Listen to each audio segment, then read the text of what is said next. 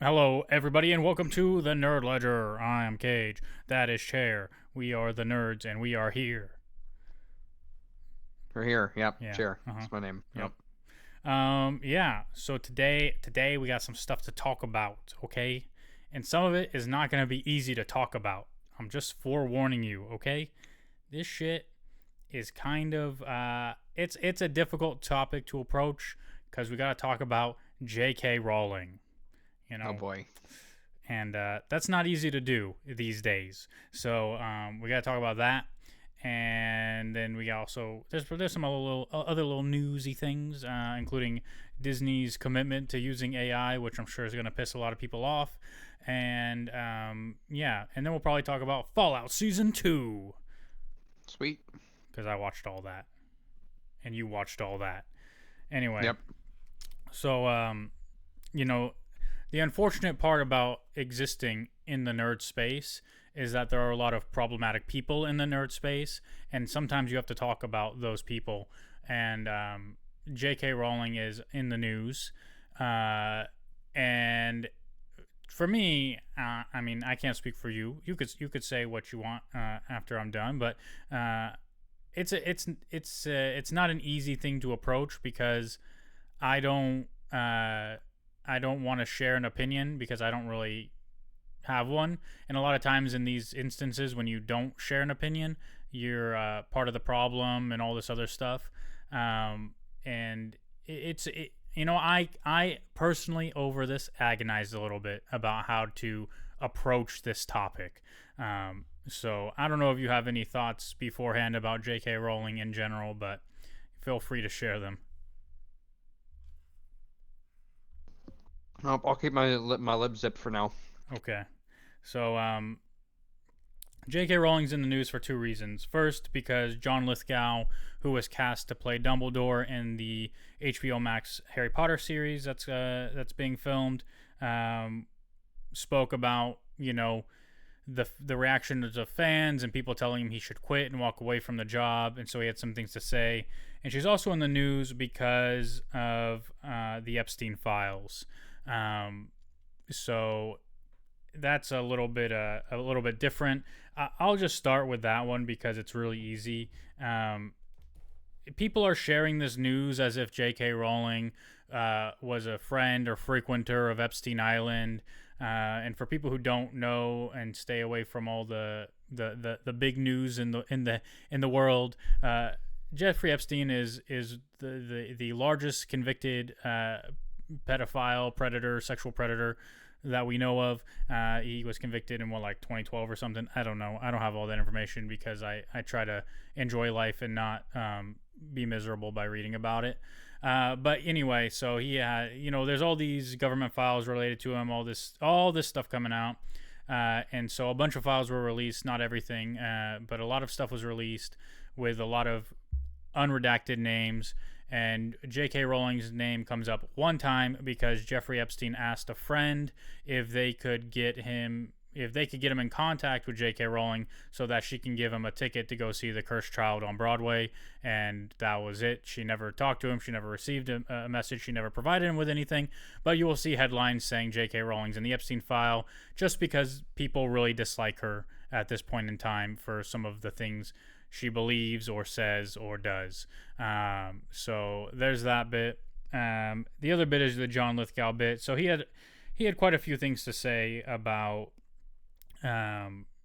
working on the Harry Potter show and kind of the response that it's gotten and the people telling him he should walk away. And so I'll read you some of those quotes. And yeah, so he opened up about playing Dumbledore in the upcoming Harry Potter series when speaking at Rotterdam Film Festival, where his latest film, Jimpa, was being screened. Asked about J.K. Rowling's trans statements, he said, quote, "I take the subject extremely seriously. She has created this amazing canon for young people, and it has jumped into the consciousness of the society. It's about good versus evil, kindness versus cruelty. I find her views ironic and inexplicable. I've never met her. She's not really involved in the production at all, but the people who are remarkable." He also added, "It upsets me when people are opposed to me having anything to do with this, but in Potter canon, you see no trace of transphobic sensitivity. She's written this mediation of kindness and acceptance, and Dumbledore is a beautiful role. It was a hard decision. It made me uncomfortable and unhappy that people insist that I walk away from the job. I chose not to do that. I'm the oldest person in this entire room, just turned 80, and yet I signed a contract. I will be playing Dumbledore for the next 8 years. Absolutely have to keep at it. I felt, wow, that means I'll live to be 88. I have that in writing." One audience member that was there expressed their disappointment over his decision, saying things like this don't help. And the person left the room in protest. And whatever. And Jon Lithgow said, "I'm perfectly ready for collisions of opinion. I understand that," which is, listen, he said all the right things, I think, but he'll still face criticism. The reality is that people who are opposed to J.K. Rowling because of her views will say that regardless of whether she's involved or not, she will profit off of it, and as a result will use those profits to fund anti-trans legislation or things of that nature. J.K. Rowling herself, from what I understand, would probably argue the opposite, that she's not quote-unquote anti-trans. I don't actually think she'd say that. I think she probably would say that she's anti-trans. But a lot of the things she does is from what I've read is she's trying to protect the rights of women and women's spaces. And of course these things become very complicated when you have people that were born women but in men's bodies, and they want equal protection under the law to be a woman even though biologically they're not a woman. And that's where these things get real sticky, because there are biological women who have worked really hard for a lot of years to create spaces where they can feel safe and feel protected, and having someone who appears to be a man in those spaces can be quite jarring or difficult. And so, yes, J.K. Rowling created an organization that funds lawyers who take up the cases of women who want to quote unquote protect women's spaces, meaning they can sue transgender people or organizations for trying to invade those spaces. I don't know the details on any of that, so I can't provide any of it. I can't tell you she's right or wrong. I can't tell you the other side is right or wrong. I believe that we are all people who should all feel safe and protected, and there are groups of people who have been treated wrongly by society for a lot of years, and correcting those wrongs takes time, and changing the hearts and minds of people in society takes time, and sometimes providing those privileges to the underserved peoples, it also infringes on the rights of other underserved people. And so it's a very difficult thing to talk about, and it requires the nuance of people way smarter than me. And so, yeah, you shouldn't care what I think or what anybody really thinks. Just that's the news. So I wanted to present it as news. What are your thoughts, Sir Chair? I don't know. I think that she went on Twitter and said a bunch of stupid shit and was kind of like rage baiting people because she liked being the center of attention. And I don't know. I think she's just taking controversial position just cause. Yeah, she's like one of the richest. She's like one of the richest, most successful authors of all time. Like, she didn't have to work anymore or worry about anything because the Harry Potter is like a machine that keeps making money. right. Like, there's a whole there's like every time you walk into Harry Potter Land in your in Universal Studios, it's you're supporting J.K. Rowling. So Well, I mean, the reality is, like, she has all the money she'd ever need, yeah, and even if everybody walked away, it wouldn't hurt her pocketbook. It wouldn't affect her ability to do the things with her money that she wants to do. I know it makes people feel better a lot of times to, purposely not continue to provide income for people like that. The reality is it's not going to change anything. I hate to break that to you guys. I mean, there are plenty of people who don't go to Chick-fil-A because of their views on the LGBT community. You're not changing their views, and you're not hurting their profits. That's the sad reality. And on top of all of that, really, like, it's the same thing as what happened with Tesla recently, right? A lot of people wanted to protest Tesla and Elon Musk because of the things he says and does. And listen, hey, have at it. But guess what? You're not hurting Elon Musk. This guy has more money than he's ever going to need. Tesla could go bankrupt today, and it will not hurt him. He wasted $40 billion on Twitter to do nothing with it. He doesn't care. The only people you hurt by protesting Tesla are the salespeople who now can't feed their children because people won't buy the cars because they needed a fucking job. Like, this is how the world works, unfortunately. Don't ever look to people in power and people with money as a moral compass or guideline for anything. And trust me when I say most of these people are scummy. Like, they're scummy. I have no regard for any celebrity. Somebody asked me one time, right? Because we were talking about something, and it's like, you find out people that are in the public view did some shitty things, and everybody turns on them and want to cancel them and all this stuff. And then, like, there are people that are genuinely devastated finding out that people like that did those things or whatever. And so I was talking to a coworker one time, and they're like, well, how would you feel if, like, you found out Ryan Reynolds was an awful person? And I said, I assume he is an awful person, because why do I care? Like, I don't know if you're different, Chair, but, when I engage in media, watching TV, movies, reading literature, the author, the people working in it, they don't matter to me. I do not idolize these people. I do not care. I'm there for the experience, and that's it. I don't want to meet them. I don't want to be their friends. I don't want to talk to them. I don't care. Yeah, I don't want to really be anyone's friend either. I want to be your friend. That's pretty cool. But Yeah. it's just, dude, they're people that work a job, and their job is really cool, and it's cool to meet them. But yeah, you're right. They need to live their own lives. Like, you may not even like them as a person. You never know. Yeah. So, I mean, and but let's face it. Like, we come from a place as Americans in general of privilege, right? We can waste our time as Americans caring about celebrities, right? Like, if we had real problems in the world, like, we wouldn't give a shit because we'd be more invested in trying to, survive and yeah, things like that, right? Like, we have, privilege in the way that we have the privilege to care about J.K. Rowling's view on the transgender community. Like, that is a symptom of a privileged society. And I'd rather put my energy and effort into caring about other things like my wife and my dog and my work and my friends. And so that's why it's difficult for me to talk about this stuff, because I know on both sides it's going to offend somebody. It's going to offend women who feel like they need protected spaces. It's going to offend trans people who feel like I'm not taking their side.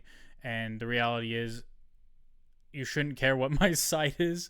And, like Treebeard says, I'm on nobody's side because nobody's on my side, which is not true. But, like, yeah, it's not an easy thing to talk about. Anyway, yeah, um, a couple other things. Ted Sarandos, who's the CEO of Netflix, is testifying before Congress about the merger between Warner Brothers and Netflix at this point, and who knows how that's going to go, if antitrust is going to play a role or whatever. They're still saying they're committed to theatrical releases and things of that nature. And yeah, Josh D'Amaro is the new CEO of Disney starting in 2027, I think. He's taking over from Bob Iger, and he currently served as the chairman of Disney Experiences. Don't care about any of that, other than him and some other execs at Disney are saying that they want to use AI in a responsible way moving forward and things of that nature. And I know there are a lot of people out there who are very, very opposed to the use of AI in any form of digital media, album covers, songwriting, film, TV, tattoo artistry. Like people are very opposed to AI making its way into the arts. Um, this is another thing that I don't really have a strong opinion on either way, but I will say that, like Thanos, it is inevitable. Yeah. Are you strongly opposed to AI in film or anything? No, I just think everyone hates it right now, but I feel like in like 10 years it'll just be the norm anyway. You know? Yeah, like we weren't around back then, when CGI was created, but I imagine people had similar thoughts and feelings about CGI taking away jobs from, artists and things of that nature too. So, I mean, if Twitter was a thing back then, I'm sure you'd see people saying, this is awful, like great artists like Ralph McQuarrie, and all those digital, practical effects artists are going to lose their jobs now so that people can, sit at computers and automate drawing, and it's going to be probably the same thing. Like people are very opposed to it. So, but Disney says they're going to use it, which people hate Disney anyway. So, you know. And on top of all that, there's no other news. So anyway, let's move on to something actually exciting and not tough to talk about. Fallout Season 2. Yep. Did you watch it? I did watch it. I watched all of it. I watched 2 episodes on Monday and 3 episodes on Tuesday and 3 episodes yesterday. So I watched it all this week. Sweet. Yeah. Oh, wait. One piece of news before that, it reminds me, because Fallout is on Amazon Prime. New Amazon Prime show coming May 27th. All 8 episodes dropping on that date. Spider-Man Noir, featuring Nicolas Cage as Spider-Man Noir. It's actually going to be called Spider Noir, which is stupid. But yeah, the trailer dropped today, so looks pretty cool. Yeah. And Spider-Man Noir was like great, and he was great in the CGI and the animated show. So let's hope he's great in this one. Yeah. I mean, he's a character I've always liked. My first exposure to him was this graphic novel that I read years and years ago, probably 10 to 15 years ago. And then, I was really excited when he was a playable character in the Shattered Dimensions Spider-Man game, right? Where you could play as regular Spider-Man or Spider-Man Noir or Spider-Man 2099 or the symbiote suit Spider-Man, which was, that game was pretty cool. So anyway. Yeah, I remember seeing trailers for that game and stuff. Yeah. It wasn't easy either. Like, it took me a while to beat Kraven the Hunter, which was like level 1. So, I'm bad at games. Anyway, Fallout Season 2. As someone who didn't play the games and didn't super remember Season 1, I forgot a lot of stuff, and I'm still not sure I understand things that happened in this show. But I found it very enjoyable. Yeah. It's an entertaining showpiece, that's the most important thing, Yeah. The production quality is quite high. A lot of practical effects. Yeah, I think the CGI in some bits is like the shortfall of the show, but it's still like really good and very high quality. So, yeah, I like Cooper Howard. He's pretty cool. He's pretty cool. Yep. Yeah. There were a lot of themes throughout this season and a lot of different branching storylines, and the past and the present kind of coming to a head together in some ways, I guess. But yeah, what were your takeaways? What did you enjoy? What did you wish was better? It felt like kind of a filler season. Did you get that vibe at all? Yeah, I mean, we're further than we were at the start, but we're in a position to do something else now. It's like it wasn't like nothing was actually concluded. Yeah. So.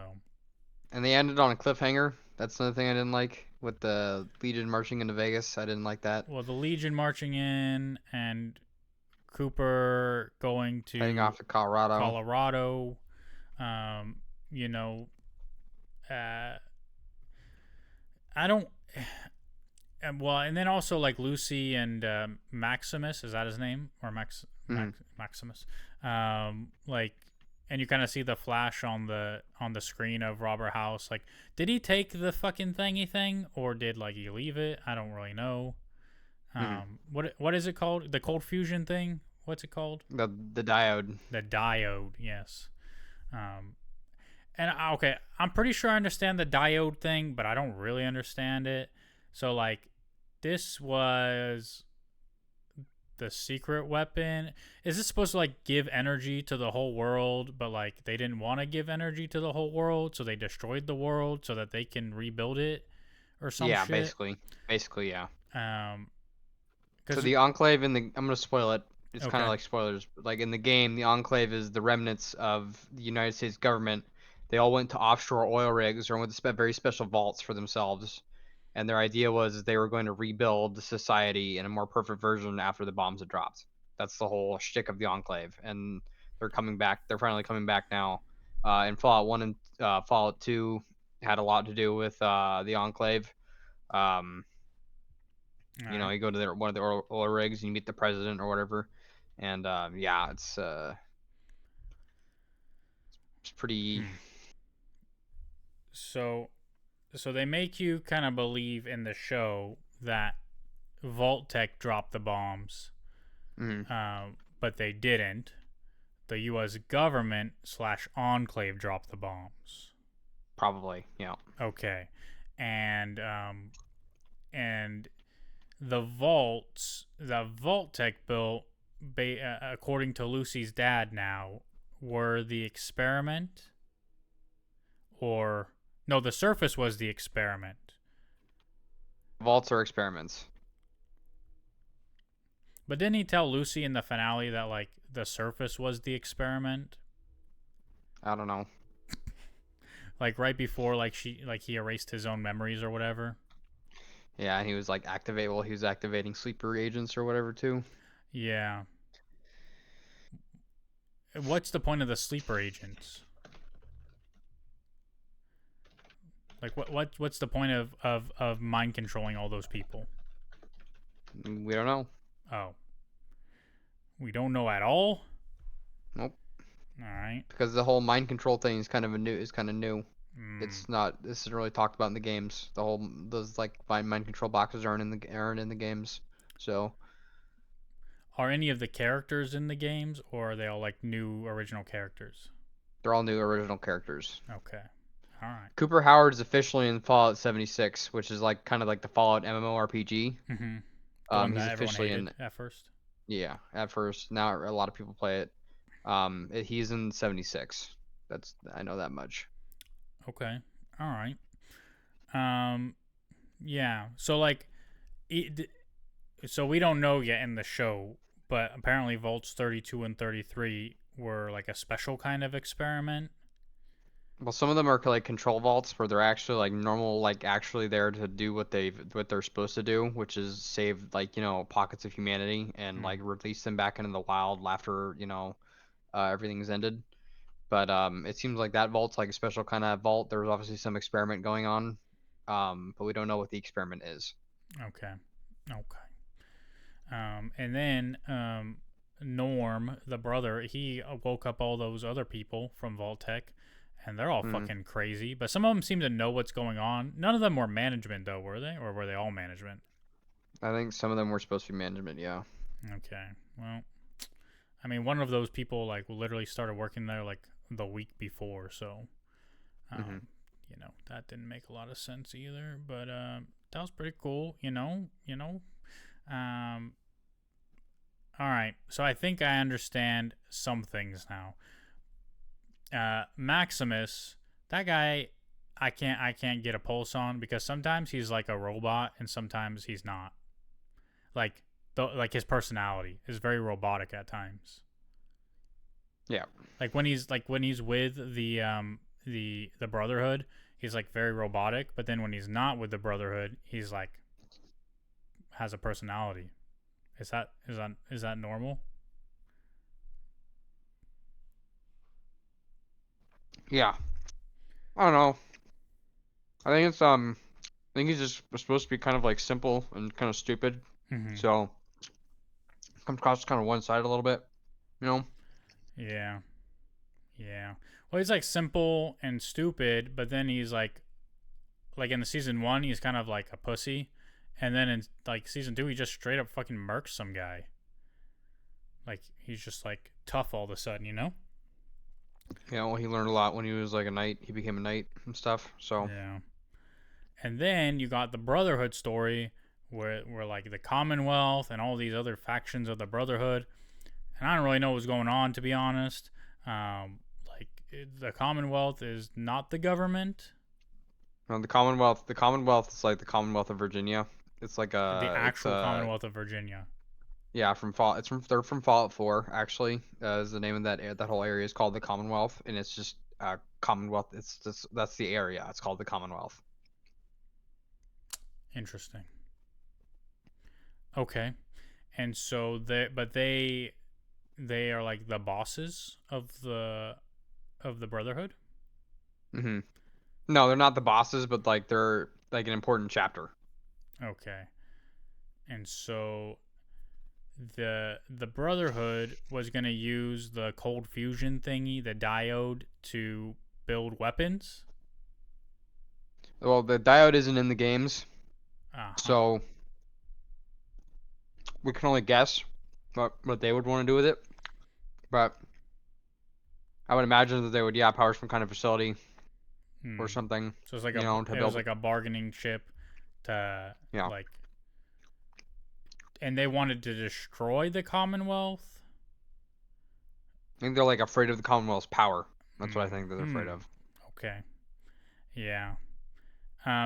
Okay, so I found it when I was, I didn't find it, but did you know there's a post-credit scene at the end of the last episode?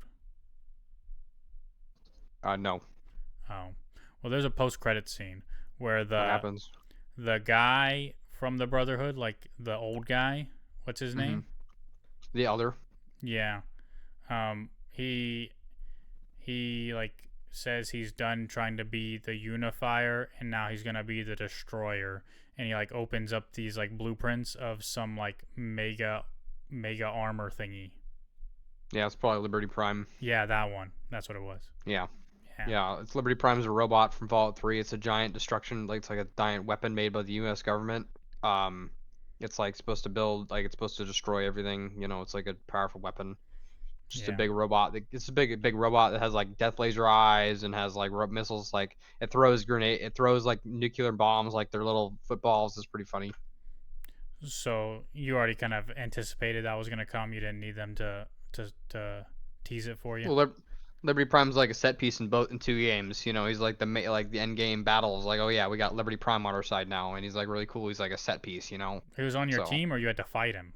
he was on your team Oh. both times. So in the game, are you in the Brotherhood? No, but you can't. Yeah, you join them. In Fallout 3, you join them. In Fallout 4, you can join them, but also you can fight them. But you don't fight Liberty Okay. Prime in Fallout 4 if you fight the Brotherhood. And all the factions like are in the game too, like the new California Republic and the Roman people that aren't They're Romans. not in Fallout 3 and Fallout 4. They're only in New Vegas Uh, because Fallout 4 and Fallout 3 take place on the East Coast, whereas in New Vegas and all the other ones take place on the West Coast. and this show takes place in the West Coast. On the West Coast, yeah. Yeah. Do you think we'll ever get to like the East Coast? Cause like I would imagine. I don't see why not. yeah, They're iconic locations. You know, Fallout 3, like the scale of Fallout 3 is really Fall. I need to go back and play Fallout 3. It's a really good game. It's really hard to play these days though because it's so buggy and it's so old. But basically like everything is like the capital, but it's just destroyed and it's like a really cool location to go through. yeah. Yeah. I mean I really enjoyed season two. Like obviously like at the end of it you're not really that much further. Like you're just setting up for new things, right? You're setting up for the battle between the what are they called? The Ravagers or whatever. The the Spartan Roman people, whatever they're called. Oh, Um the Legion. Yeah. yeah, the Legion versus the new California Republic. Like that's gonna be a thing, and then hopefully Cooper goes to Colorado and finds his family. Lucy and Maximus are like, just chilling. She's sad because her dad is, gone, kind of. Um, and yeah, and then all the vault people. So that other girl, Stephanie, she's fucking crazy from Canada for some reason. Yep. For some reason that matters. I don't know why. Um, Well, in Fallout lore, the United States annexed Canada, uh, and like conquered Canada like militarily. gotcha. So, So they're seen as second-rate citizens. all They're in right. internment camps. Oh, well, that's awful. Yeah. Um, yeah. So everyone in her vault wants to like kill her now. Um, very interesting things happening, but no real conclusions to anything. So it is a wait and see with season 3, but it was thoroughly enjoyable. All the those big monsters that look like the devil, those are pretty cool. Do you fight those in the game too? Yeah, the death claws. Yeah, all the Yeah. time. Are they hard to kill or are they pretty easy to Yeah, kill? they're hard. In Fallout 4, they're kind of in Fallout 4 they become a lot easier to kill. In Fallout New Vegas, they're kind of um like they just have a lot of yeah, they're really yeah. Hmm. In Fallout 4, they're a lot easier to deal with because of how the game works, but also there's like more of them and they get mutations and stuff like that. That'd be really cool. So yeah. All right. All right. Yeah. But Death Um. Claws are an absolutely iconic creature from Fallout. From Fallout, they're an iconic enemy type you can counter all the time. In every game, there's a Death Claw essentially. Put it like that. And those were also created by the Enclave. I'm assuming, or were they just created by radiation? No, they were created by the U.S. government to fight in Anchorage. Um, Yeah. they're supposed to be able to control them, but they lose control of them after the war. Hmm. And they escape into the wilderness and start breeding and laying eggs and like reproducing and stuff like that. And they turn like they're giant animal. They're like basically like just a very common creature you see. Yeah. I thought that a lot of the violence was pretty cool in this season. Hmm.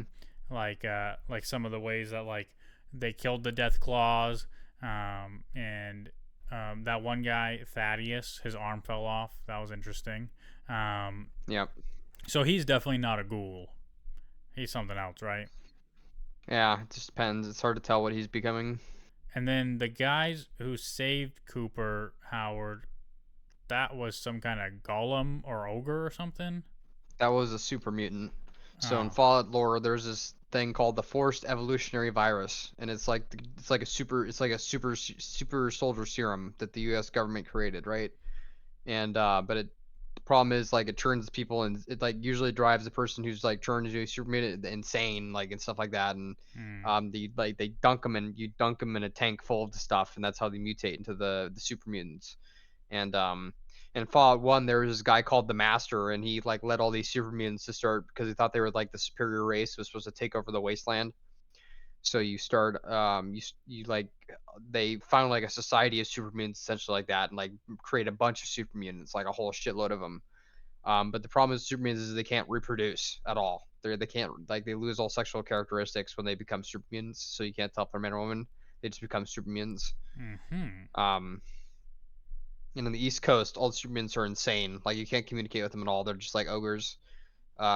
In Fallout, but in New Vegas and Fallout 1 and 2 and 3 and Fallout no, just Fallout 1 and 2 in New Vegas, you find like intelligent super mutants you can communicate with and stuff like that. And you like form alliances with them and stuff. So it just seems like this is one of those West Coast super mutants that's like left over from the Masters days that wants to do something. yeah. I didn't really get it though. Like he saved him, but then it sounded like he wanted to turn him into a super mutant or something. Or he wanted him to fight like he because ghouls and super mutants usually like team up together because they're both rejected by humans, you Uh, know. So usually like ghouls and super mutants are supposed to get along really well. yeah. But then he was like, "Oh, you want to go find your wife and daughter? I'm gonna knock you out." And then like, Yeah, just what did he? I don't remember. Did he release him or did he like escape or something? he released him. So he's a nice golem. He's a nice super mutant. Yep. It wasn't like his old friend from the military, right? Because I couldn't really tell. No, don't know. Okay. Yeah. And then that lady, the congresswoman, who was like just fucking weird, Mm-hmm. um, she like ended up being the super hive mind computer thing to like Yeah. make the guys, the mind controlled guys, like more docile. Yeah. Interesting. Yeah, that sounds like fucking hell. So she was manipulated by the president, and Cooper Howard was manipulated by the president, and then he got the diode, and then he fucking blew up the whole world. Yeah. Man, Robert House is an interesting character, at least. Yeah. Rubber House is cool. He was cool in the show. Yeah, and he's, I'm assuming, a part of the game. Yeah, in Fallout New Vegas, he's an essential part of the game. He's one of the endings you can pick. Basically, you can Hmm. choose to work for House, and you can like make New Vegas like its own thing. Okay, well that's cool.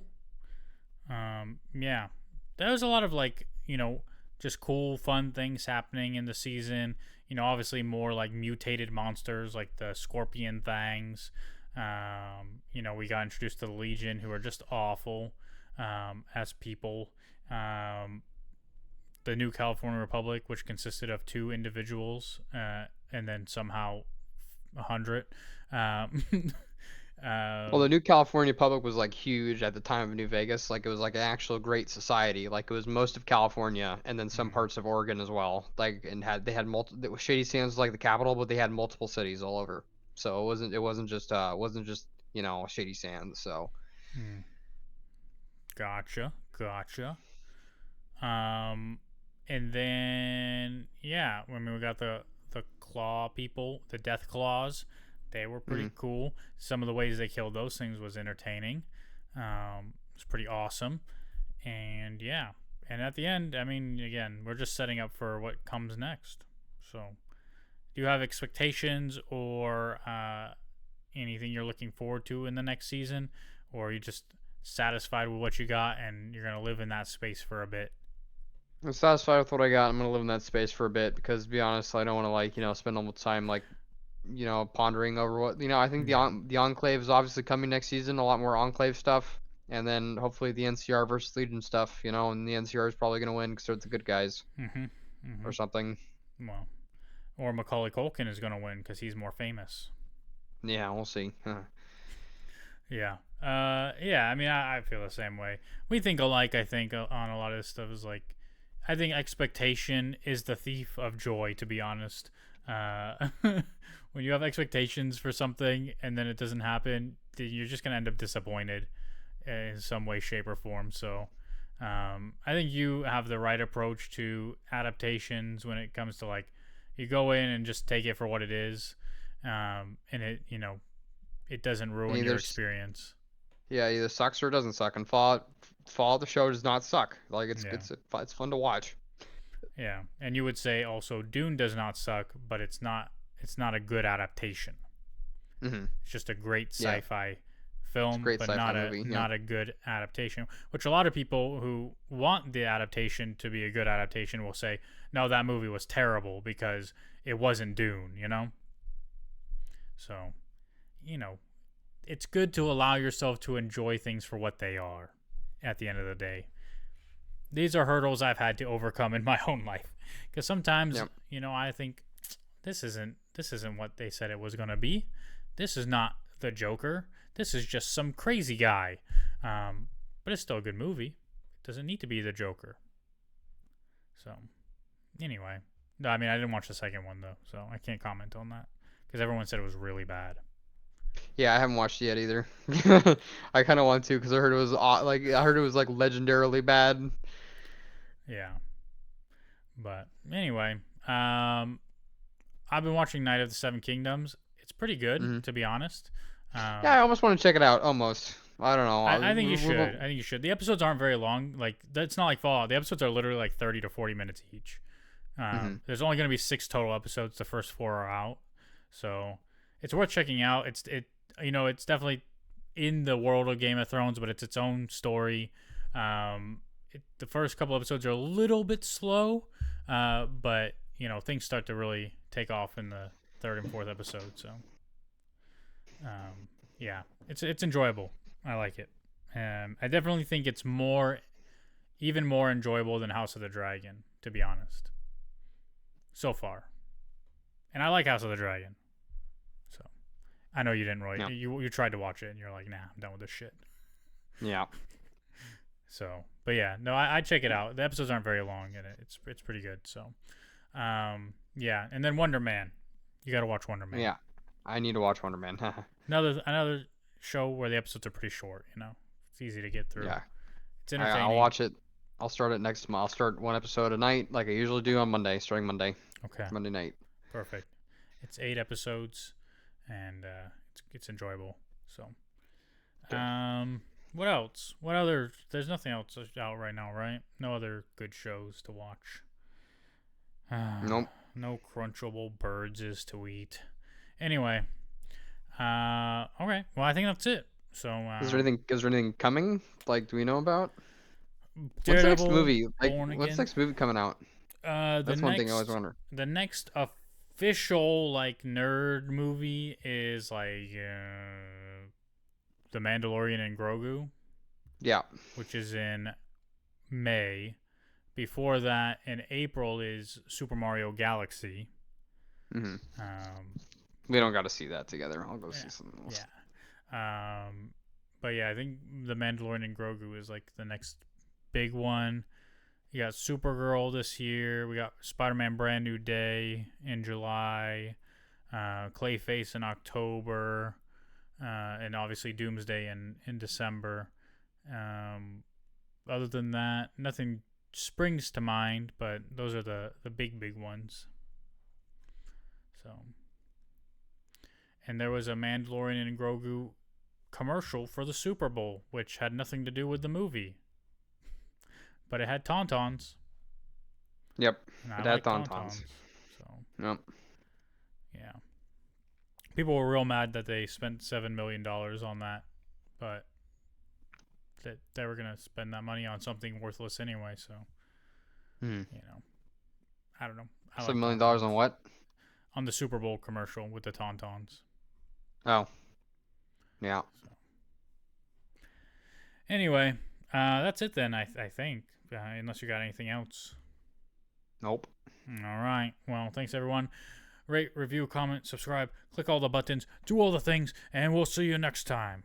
Bye.